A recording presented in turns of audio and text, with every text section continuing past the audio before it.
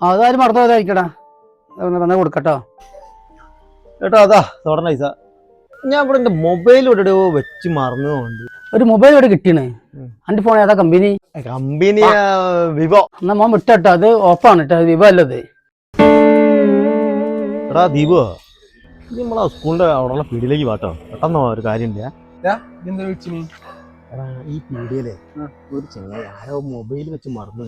നമ്മള് ഈ ഓപ്പോന്റെ ഫോണാ. എനിക്ക് പോയാണ് എന്റെ ഫോണാണ്. നല്ല വായുണ്ട് ഇടുമ്പൊക്കെ കൊടുത്തിട്ട് 50-50 ആക്കാം. അത് ഞാന് പോയോക്കല്ലേ ഏട്ടാ. ഞാനേ നേരത്തെ വന്നപ്പോ എന്റെ ഫോൺ ഇവിടെ എവിടെയോ വെച്ച് പോയി. ഒന്ന് ഇവിടെ കിട്ടി നിങ്ങൾക്ക്. അത് ഏതാ ഫോണ്? അത് ഓപ്പോന്റെ ഒരു ഫോണാണ്. എന്നാ എന്റെ ഫോണിന്റെ പാസ്വേഡ് ഒന്ന് പറയും.